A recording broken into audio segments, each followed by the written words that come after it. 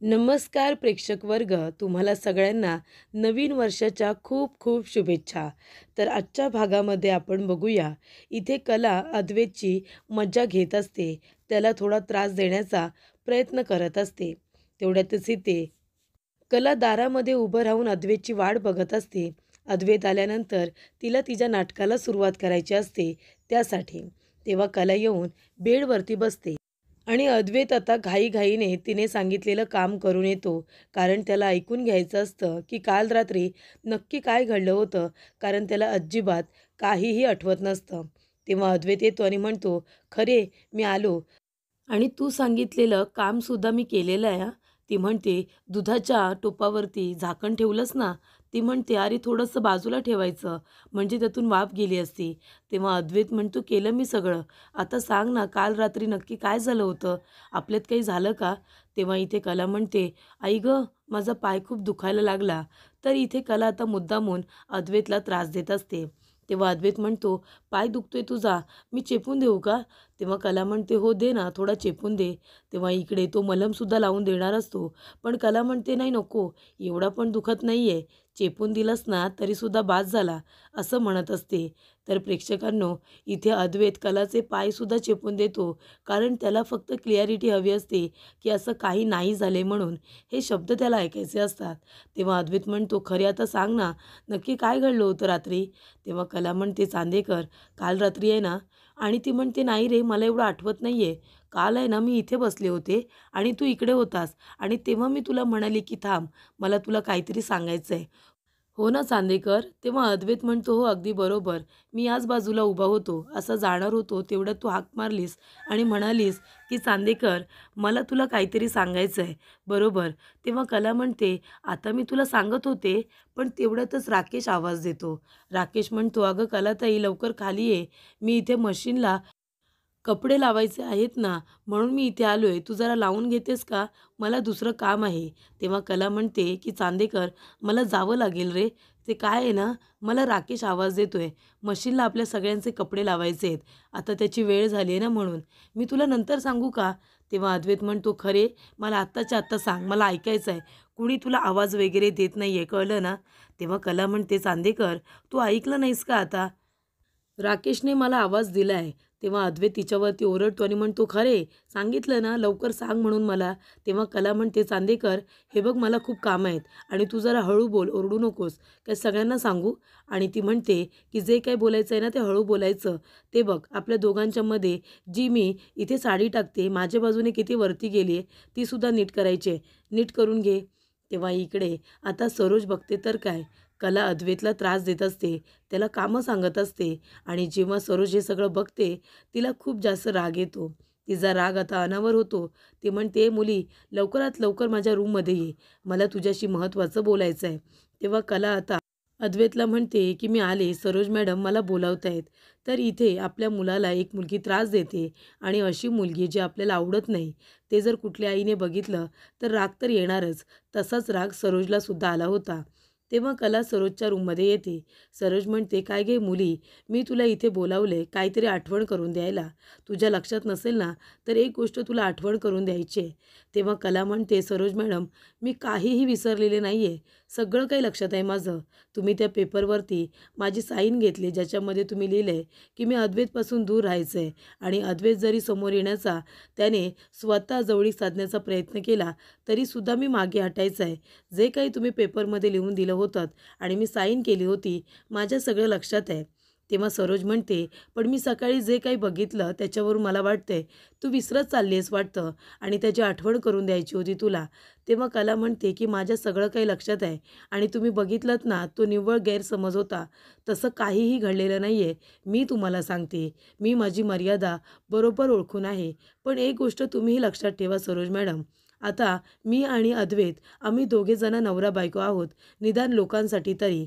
त्याच्यामुळे आम्ही अजिबातच नवरा-बायको नाही असं वागू तर शकत नाही ना. आम्ही नवरा-बायको आहोत. आमच्यामध्ये तसे काही संबंध नसले तरी काहीतरी संबंध आहे, हे तुम्ही आता मान्य केलं पाहिजे."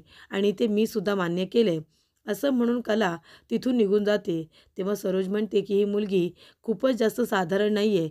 हिला ठिकाणावरती आणण्यासाठी मलाच काहीतरी करायला हवं." तर इथे कला नेहमीप्रमाणे किचनमध्ये काम करत असते, जेवण वगैरे करत असते आणि कलाचं लक्ष आपल्या आईकडे जातं. संगी विचारात बसलेली असते, एकटीच विचार करत असते.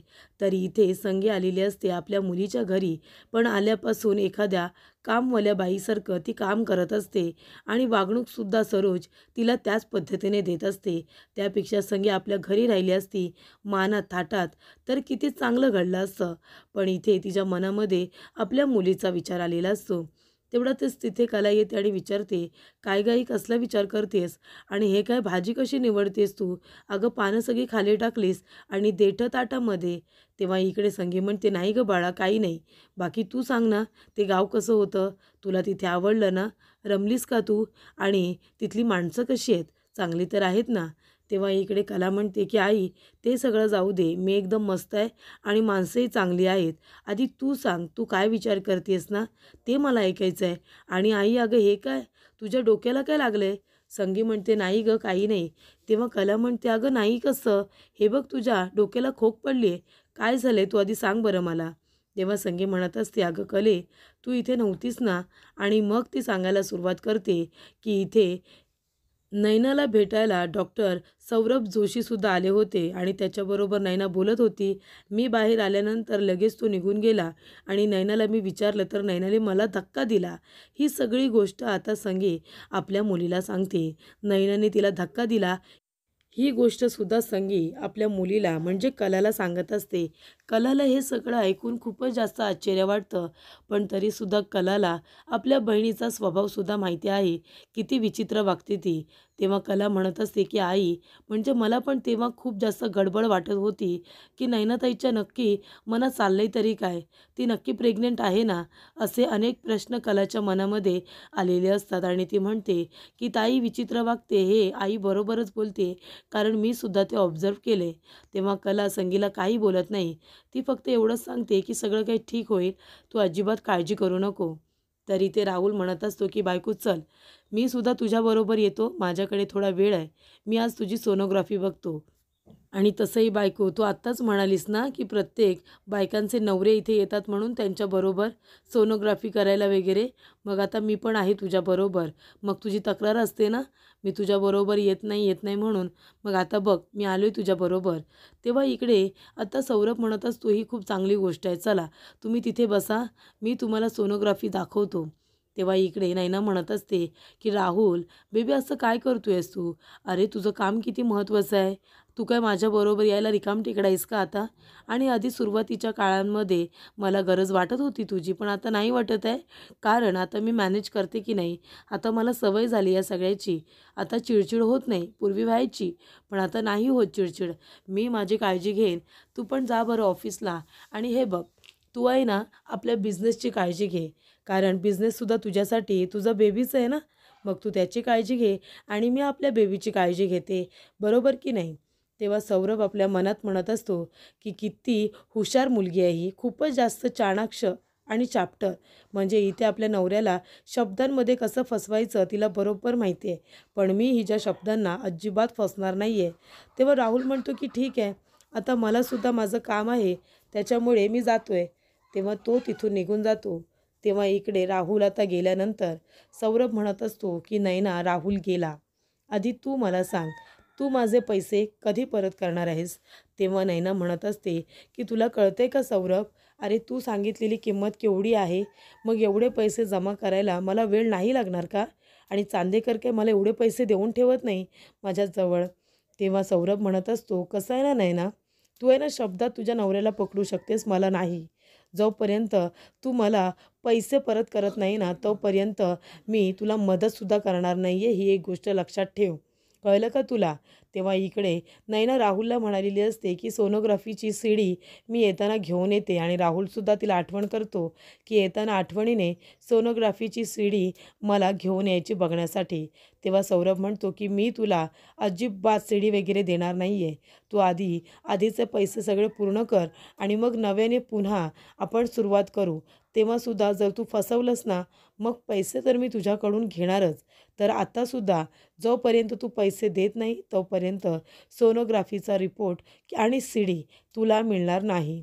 तर इकडे सौरभने आता चांगल्या पद्धतीनेच इथे नयनाला धडा शिकवलेला असतो. त्याचबरोबर कला आपल्या रूममध्ये येते, पाणी वगैरे घेऊन झोपण्याची तयारी करते. तेव्हा इकडे अद्वैत तिला विचारत असतो की खरे सांग ना, अगं कधीपासून विचारतोय काय झालंय काय झालंय. तुला माहिती आहे मी सगळी कामं केली, दुधाचा ग्लास बंद केला, मशनीला कपडे लावले, सगळं केलं ना मी, तरीसुद्धा तू मला सांगत नाही आहेस. हे बघ सांग बरं आता मला उगाच तू फस्टर्ड करू नकोस. तेव्हा इकडे कला म्हणत असते, चांदेकर सांगू का काल रात्री काय घडलं होतं ते. अरे तुला माहिती आहे का, मगाशी मी गेले होते तुझ्यासाठी कॉफी आणायला, आणि मग काय, मी सरळ वरती निघून आले, गॅस बंद करायला सुद्धा विसरले, तेव्हा तू नाही का मगाशी निघून गेलास. तेव्हा इकडे अद्वैत म्हणतो, खरे हे बघ मी सगळी कामं केलेत, तू आधी मला सांगून टाक. मी तू सांगितल्याप्रमाणे गॅस बंद केला, मशनीला कपडेसुद्धा लावले, ही बघ ही मधली साडीसुद्धा मी नीट केली. आता सांग बरं. तेव्हा कला म्हणते, चांदेकर आपल्यामध्ये असं काही घडलेलं नाही आहे. तेव्हा अद्वैत म्हणतो, अजिबात नाही ना. तेव्हा कला म्हणते, अजिबात नाही. तुला एवढी ताडी चढली होती ना, तुला काहीच आठवत नाही आहे, पण मला सगळं आठवतं बाबा. काहीच घडलेलं नाही आहे, मी खरं सांगते. तेव्हा अद्वैत म्हणतो, याचा अर्थ तू मज्जा घेत होतीस. तेव्हा कला म्हणते, हो मी तुझी मज्जा घेत होते, बाकी काही नाही. त्यानंतरला इथे अद्वैतच्या जीवात जीव येतो की बाबा असं काहीही घडलेलं नाही आहे. त्यानंतर कला खूप छान अशी तयार झालेली असते, खूपच सुंदर दिसत असते प्रेक्षकांनो. तेवढ्यातच इथे अद्वैत आता उठून बसतो. तेवढ्यातच कला आपल्या बायकोचं कर्तव्य पूर्ण करते नेहमीप्रमाणेच. ती इथे आता पाण्याचा ग्लास उचलते आणि अद्वैतला द्यायला जाते. अद्वैत म्हणतो, ठेव तिकडेच, तिकडेच ठेव बाजूला, हातामध्ये देऊ नकोस. तेव्हा तो विचित्र वागायला लागतो. कला म्हणते, याला काय झालं आता, आता सांगितलंय ना काल रात्री काही नाही घडलंय म्हणून, तरीसुद्धा असा विचित्र का वागतोय. तेव्हा इकडे कला म्हणते की चांदेकर काय झालंय, सगळं काही ठीक आहे ना, असं का वागतोयस मग, काय हवंय तुला सांग. तेव्हा अद्वैत म्हणतो की मला माझा टॉवेल हवा आहे, टॉवेल. तेव्हा कला म्हणते, ठीक आहे थांब मी देते. अद्वैत म्हणतो, नाही नको नको नको मला टॉवेल वगैरे, आणि तो तसाच आता बाथरूममध्ये निघून जातो. तेव्हा कला म्हणते की हा चांदेकर ना कधी काय वागेल आणि कधी काय वागेल काही सांगता येत नाही, काही भरोसा नाही आहे याचा. तेव्हा इकडे कलाचा फोन वाजतो, तिच्या मावशीचा फोन आलेला असतो. कला म्हणत असते की मावशी बोल अगं, कशी आहेस तू, किती दिवसांनी फोन केलास, आठवण येते की नाही. त्यानंतर मावशी विचारते, तू रमलीस का. तेव्हा कला म्हणते, हो रमली आहे ना, आता त्यात रमायचं काय. आणि ती अचानक म्हणायला लागते, अच्छा अच्छा आईचा फोन लागत नाही आहे का, बरं ठीक आहे मी सांगते. आणि तेवढ्यातच कला म्हणते, अगं मी त्याला काय सांगणार, त्याला कळायला नको का, अगं माझं मलाच कळत नाही आहे मला काय वाटतंय ते. तेव्हा इकडे आता कला म्हणत असते, बरं बरं ठीक आहे, मिस यू मिस यू. आणि तेवढ्यातच अद्वैत तिथे आलेला असतो आणि अद्वैत कलाचं बोलणं ऐकत असतो. तेव्हा कला आता फोनवरती बोलते आणि तो फोन उपडी करून ठेवून देते, स्क्रीनची बाजू खाली करते. तेव्हा इकडे अद्वैत म्हणतो की हिने मी आल्यानंतर फोन का कट केला, आणि मी नंबर वगैरे बघू नये म्हणून तो उलटासुद्धा करून ठेवला आहे. तेव्हा अद्वैत म्हणतो, खरे कुणाशी बोलत होतीस आणि फोन का उलटा करून ठेवला आहेस. तेव्हा कला म्हणते, कुणाशी बोलत होते म्हणजे, मी कुणाशीही बोलेन, तुला काय करायचं आहे. तेव्हा इकडे अद्वैत म्हणतो, तुला काय करायचं आहे म्हणजे, ही रूम माझी आहे, सगळ्या वस्तू माझ्या आहेत, आणि तू इथे माझ्या रूममध्ये राहतेस, तू कसं मला सगळं विचारून घेतेस, मग तूही सांग कुणाशी बोलत होतीस. तेव्हा कला म्हणते, चांदेकर सांगितलं ना मी कुणाशीही बोलेन, मी तुला नाही सांगणार मी कुणाशी बोलत होते ते, तू का विचारतोयस मला. तेव्हा अद्वैत म्हणतो, एकदा सांगून कळत नाही का, मी आल्यानंतर तू लगेच फोन कट करून ठेवलास आणि तो तसा करून ठेवला आहेस उलटा, मग मी जर तुला विचारतोय तर एक उत्तर देता येत नाही तुला. तेव्हा कला म्हणते की नाही देणार, आणि ती मोबाईल घेते आणि सरळ बाहेर निघून जाते. तेव्हा अद्वैत म्हणतो की कुणाशी बोलत होती, आणि मी आल्यानंतर फोन कट केला आणि उलटा करून ठेवला, आणि सांगतसुद्धा नाही आहे की नक्की कुणाजवळ बोलते म्हणून. तेव्हा इथे अद्वैत आता विचार करत असतो की नक्की ही कुणाशी बोलत होती. मी इथे आल्यानंतर लगेच फोनसुद्धा कट केला आणि फोन घेऊनसुद्धा गेली. माझ्यावरती तर दर वेळेला हक्क गाजवत असते, मला सगळे प्रश्न विचारत असते, सगळं माझ्याकडून जाणून घ्यायचं असतं हिला, आणि मी एक प्रश्न विचारला तर लगेच मला इग्नोर करून निघून गेली, ते सुद्धा तोंडावरती, मला नाही सांगितलं काहीच. तेव्हा इकडे अद्वैत आता विचारात पडलेला असतो की नक्की ही खरी कुणाबरोबर बोलत होती. तर पुढील भागामध्ये आपण बघूया. इथे कला घाईघाईने बाहेर जायला निघालेली असते. तेव्हा अद्वैत म्हणतो, काय काय खरे, कुठे कुठे जातोयस तू. तेव्हा कला म्हणत असते, चांदेकर अरे जरा ना मी कोपऱ्याच्या दुकानावरून जाऊन येते. तेव्हा इकडे कला घाईघाईने आता बाहेर जायला निघालेली असते. ती म्हणते, मी बाहेर जाऊन येते. तेव्हा अद्वैतसुद्धा तिच्या मागे मागे आलेला असतो, तिचा पाठलाग करत ती कुठे जाते, कुणाला भेटायला जाते, हे अद्वैतला आता बघायचं असतं. तेव्हा अद्वैत आता येतो हॉस्पिटलमध्ये. तर कला हॉस्पिटलमध्ये आलेली असते आणि इथे गायनॉलॉजिस्ट डॉक्टर सौरभ चौधरी यांना भेटायला आलेली असते. तेव्हा इकडे अद्वैत म्हणतो, खरे गायनॉलॉजिस्टकडे कशासाठी आली असेल असा प्रश्न त्याला सुद्धा पडलेला असतो.